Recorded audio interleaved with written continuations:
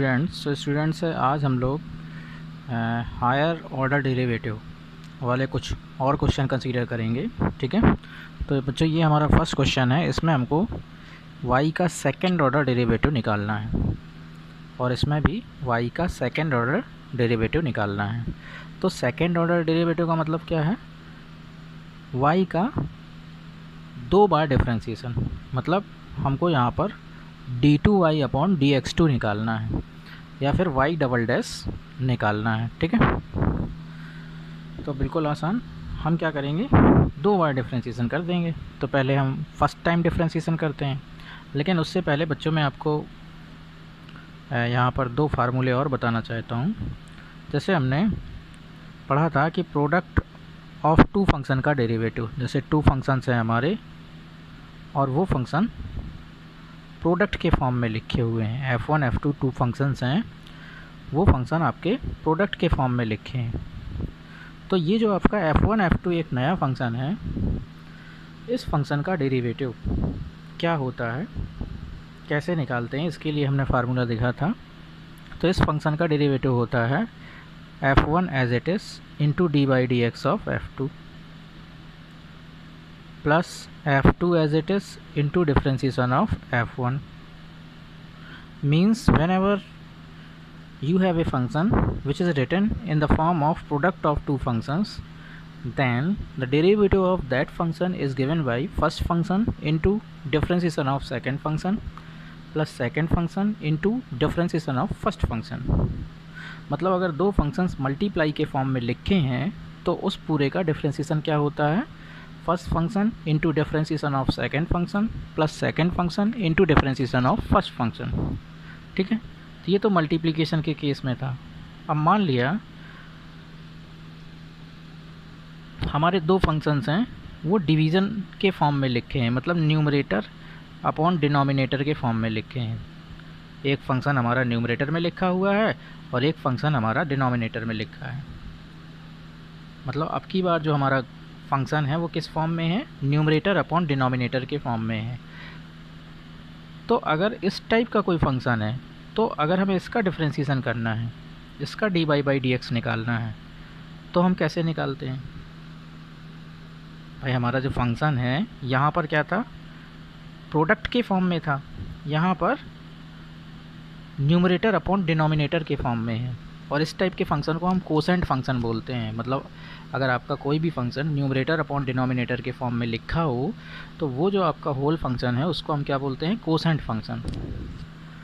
ठीक है, तो अगर हमारा कोसेंट फंक्शन होगा तो हम उसका डिफ्रेंसीसन कैसे करते हैं? तो उसके लिए बच्चों ये फार्मूला होता है कि denominator as it is into differentiation of numerator, जो भी न्यूमरेटर में है उसका डिफ्रेंसीसन, फिर minus numerator as it is into differentiation of denominator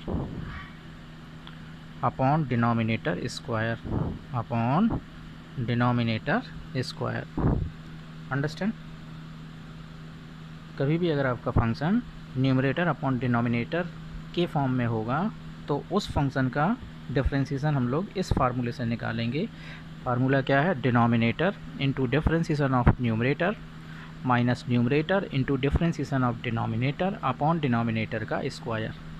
ठीक है, तो ये चीज़ें हमने पढ़ी भी नहीं थी, क्योंकि मैंने जो आपको स्टार्टिंग में फार्मूले बताए थे वहाँ पर इन दोनों टाइप के फंक्शन के बारे में डिस्कशन नहीं किया था। ठीक है, तो कई बार हमारा जो गिवन फंक्शन होता है वो टू फंक्शंस के प्रोडक्ट के फॉर्म में होता है, तो हम इसको अप्लाई करके उसका डेरिवेटिव निकालेंगे।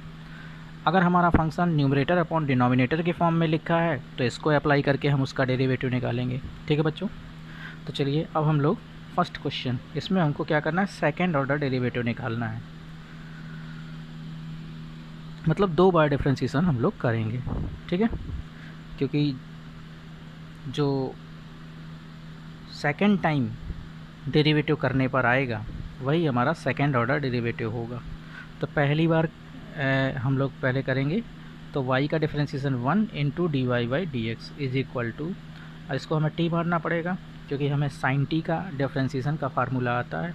तो साइन t का डिफ्रेंसीसन क्या होता है? Cos t। t किसको माना था? log x को। फिर इसके बाद जिसको t माना था उसका डिफ्रेंसीसन मल्टीप्लाई में, तो डिफ्रेंसीसन ऑफ टी, जो डिफ्रेंसिएशन ऑफ लॉग एक्स, और लॉग एक्स का डिफ्रेंसिएशन 1/x होता है।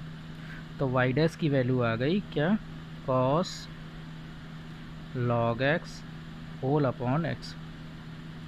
अब इसको हम लोग क्या करेंगे, दोबारा डिफ्रेंशिएट कर देंगे। जब दोबारा डिफ्रेंशिएट करेंगे तो हमारा क्या निकल के आएगा, तो हमारा सेकंड ऑर्डर डेरिवेटिव निकल के आएगा।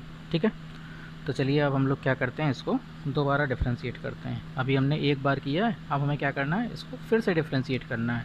जो वाई डैश आया है इसको अगेन डिफ्रेंशिएट करना है। तो जब वाई डैश को हम अगेन डिफ्रेंशिएट करेंगे तो ये वाई डबल डैश हो जाएगा, और इसी को बोलते हैं second order derivative is equal to, यहाँ पर भी हमें इसको डिफ्रेंशिएट करना पड़ेगा।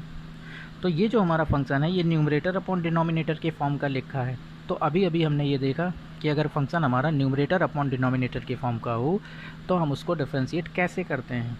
तो हम इस फार्मूले की हेल्प से फंक्शन को डिफ्रेंशिएट करेंगे। तो फार्मूला क्या होता है, डिनोमिनेटर एज इट इज़, तो denominator x as it is रहेगा, इनटू डिफ्रेंशिएशन ऑफ न्यूमरेटर, तो कॉस लॉग एक्स का डिफ्रेंशिएशन हमें करना है। तो अगर कॉस लॉग एक्स का डिफ्रेंशिएशन करना है तो पहले आप क्या करो, क्योंकि आपको फार्मूला तो कॉस एक्स का पता है, तो लॉग एक्स को हम टी मान लेते हैं। तो अगर हम लॉग एक्स को टी मानेंगे तो कॉस टी का डिफ्रेंशिएशन क्या हो जाएगा, माइनस साइन टी, तो साइन लॉग एक्स।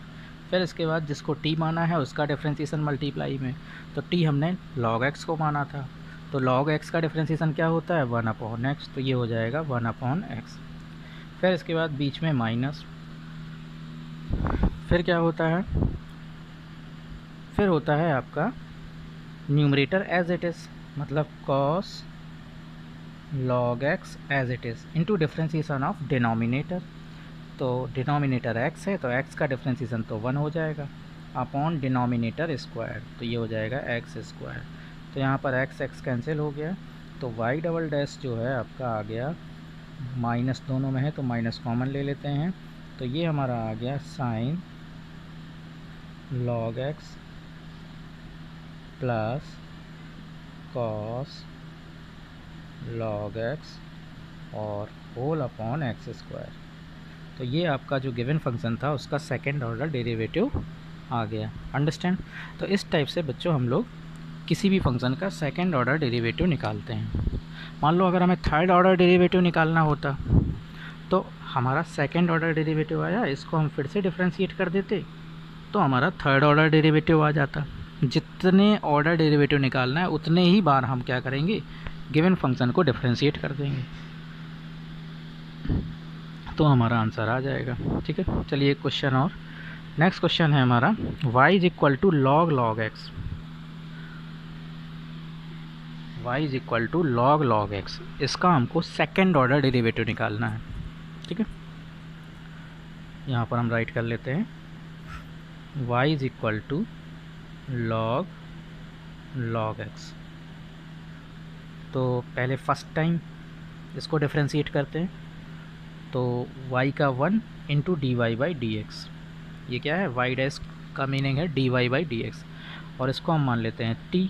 क्यों t मान रहे हैं, क्योंकि जो फार्मूला हमें आता है वो तो log t का आता है, log x का फार्मूला हमें आता है, लेकिन ये तो log x है, तो होना चाहिए log x, लेकिन इसमें क्या गिवन है, log x।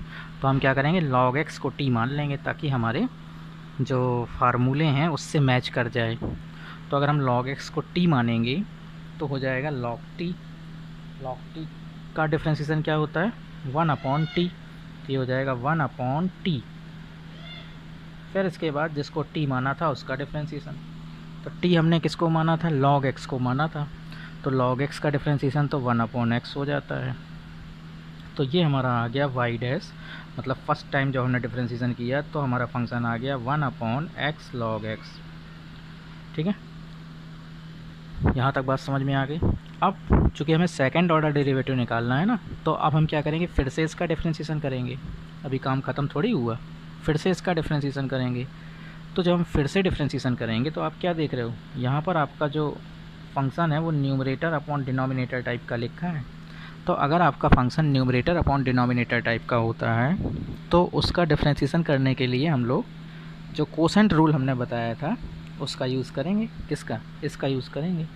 ठीक है, तो चलिए स्टार्ट करते हैं। तो यहाँ पे करते हैं so y double dash is equal to, फिर से डिफ्रेंशिएट करना है तो क्या होता है, डिनोमिनेटर एज इट इज़ मतलब x log x as it is into differentiation of numerator, तो न्यूमरेटर 1 है और 1 कांस्टेंट है इसलिए 1 का डिफ्रेंशिएशन 0 हो जाएगा, माइनस फिर क्या, फिर होता है न्यूमरेटर एज इट इज़ तो 1 एज इट इज़ रहेगा इनटू डिफ्रेंशिएशन ऑफ डिनोमिनेटर, तो डिफ्रेंशिएशन ऑफ डिनोमिनेटर किसका डिफ्रेंशिएशन, एक्स लॉग एक्स का डिफ्रेंशिएशन, यहाँ पर हम राइट कर देते हैं किसका differentiation, differentiation of D by d x का मतलब differentiation of x log x, ठीक है, अपॉन डिनोमिनेटर का स्क्वायर, तो ये हो जाएगा एक्स लॉग एक्स का स्क्वायर।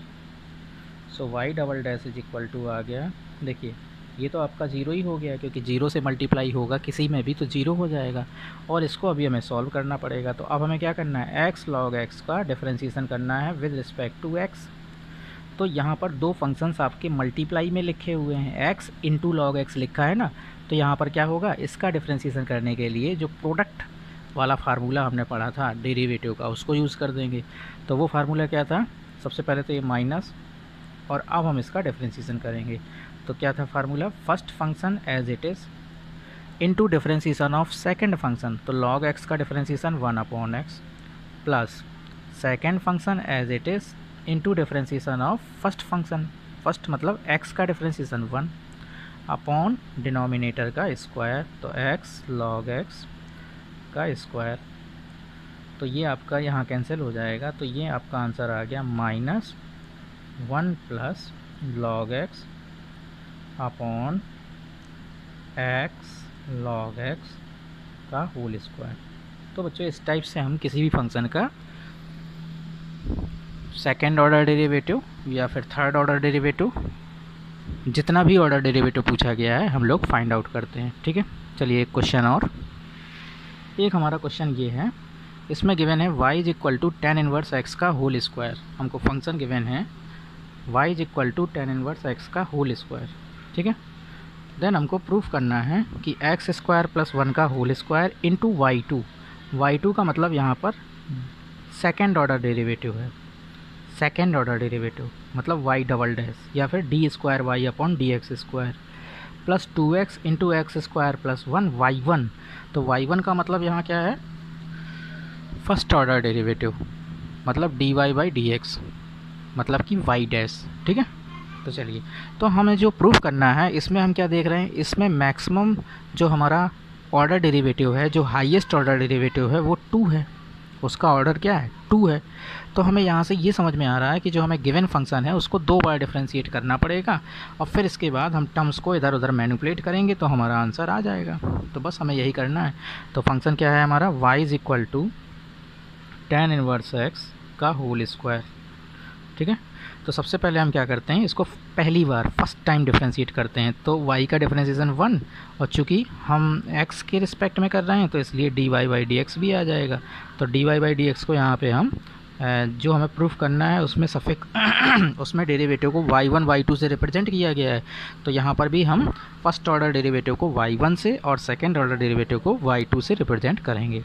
तो y1 is equal to, y1 का मतलब क्या है dy बाई डी एक्स, ठीक है, और इसको t मानेंगे क्योंकि ये एक्स स्क्वायर टाइप का लिखा है ना, तो ये हो जाएगा टी स्क्वायर का डिफरेंशिएशन 2 इंटू टी, तो 2 इंटू टी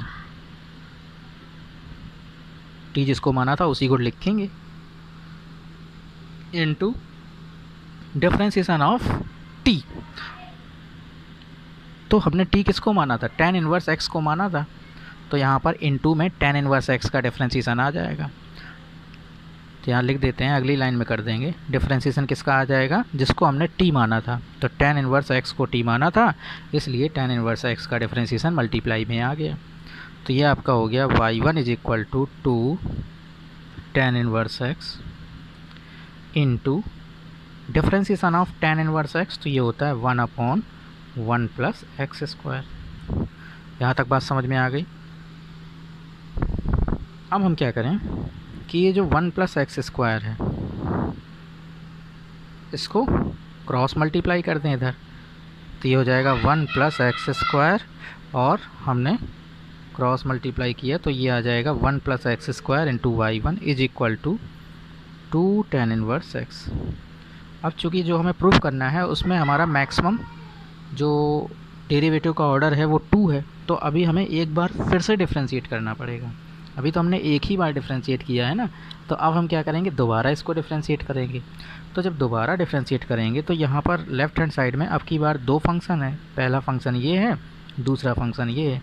तो लेफ़्ट हैंड साइड का जब डिफ्रेंशिएशन करेंगे हम, तो हमें डेरिवेटिव के प्रोडक्ट ऑफ टू फंक्शंस वाला फार्मूला लगाना पड़ेगा, तभी लेफ़्ट हैंड साइड का डिफ्रेंशिएशन हो पाएगा। ठीक है, तो चलिए करते हैं। तो differentiating again on both sides, दोनों साइड्स का फिर से डिफ्रेंशिएशन करने पे, क्योंकि एक बार तो हम कर ही चुके हैं तभी तो y1 आया है, अब दोबारा करेंगे तब y2 के टर्म में कुछ एक्सप्रेशन आएगा, और फिर हम उसको इधर उधर मैनिपुलेट करेंगे तो जो भी हमें प्रूफ करना है वो आ जाएगा। तो चलिए करते हैं। तो क्या होता है प्रोडक्ट वाला formula, first function as it is, तो 1 प्लस एक्स स्क्वायर को हमने फर्स्ट फंक्शन माना है, इसको फर्स्ट फंक्शन माना है, इसको सेकंड फंक्शन। तो 1 plus x square as it is into differentiation of second function. तो y1 का जब हम डिफ्रेंशिएशन करेंगे तो y1 का मतलब ये हुआ कि एक बार तो उसका डिफ्रेंशिएशन है ही, और उसका हम दोबारा डिफ्रेंशिएशन करेंगे तो y1 will convert into y2, ये हो जाएगा y2 plus second function as it is, मतलब y1 as it is into differentiation of first. तो 1 प्लस एक्स स्क्वायर का डिफ्रेंशिएशन, तो 1 का तो 0 हो जाएगा, एक्स स्क्वायर का 2x हो जाएगा, is equal to 2 tan inverse x का डिफ्रेंशिएशन 1/1 प्लस एक्स स्क्वायर। अब फिर से इसको इधर क्रॉस मल्टीप्लाई कर दो, तो जब क्रॉस मल्टीप्लाई करेंगे तो ये हो जाएगा 1 प्लस एक्स स्क्वायर का whole square into y2 plus 2x into, चूँकि इसका मल्टीप्लाई हो रहा है ना इधर लेफ्ट हैंड साइड में, तो 1 plus x square into y1 is equal to 2।